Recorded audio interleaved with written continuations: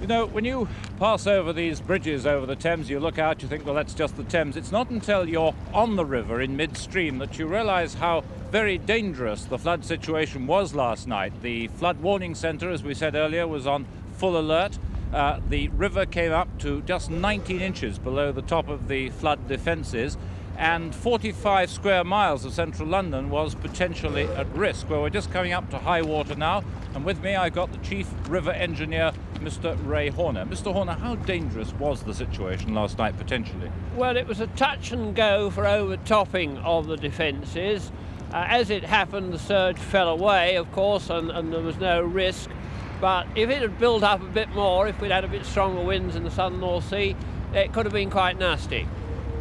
Now, we're just coming up to high tide. What's the situation now? There are the flood defences. We got a pretty good tide this afternoon again. Less surge than we did early this morning, but as you can see, it's quite a good tide, and it's well up on these flood defences over here.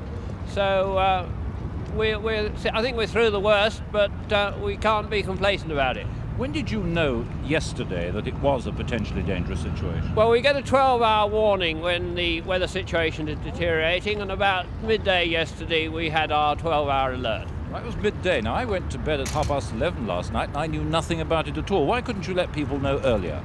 Well, the trouble is that we are very cautious about crying wolf, you see. We get these 12-hour alerts, we can get up to about 20 in a flood season, that's in the winter period.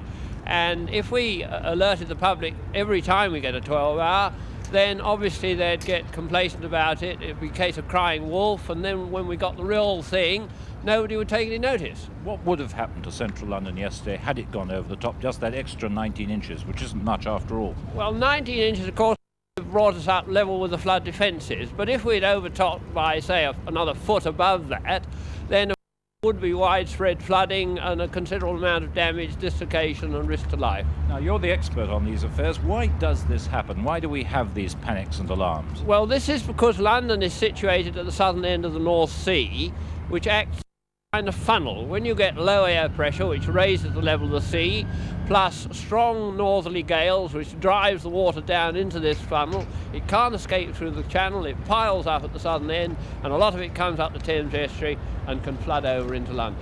And the flood barrier, which is now being built, that's going to put an end to all that, is it? Yes, when we get this completed in about 4 years' time or so, we shall have 10 steel gates across the river down at Woolwich, and when we get this sort of situation, we'll be able to raise the gates to close the river off and keep these surge tides out in the outer estuary. How much money is being spent on the flood barrier and the defences? Our current estimate of the barrier itself is 200 million.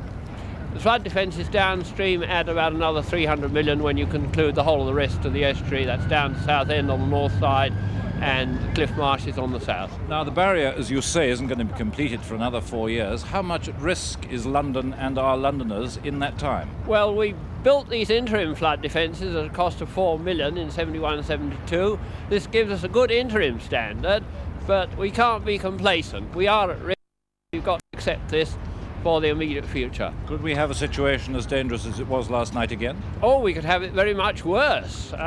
We had only a 1 metre surge at high water yesterday. We could have 2.5 metres. Has happened.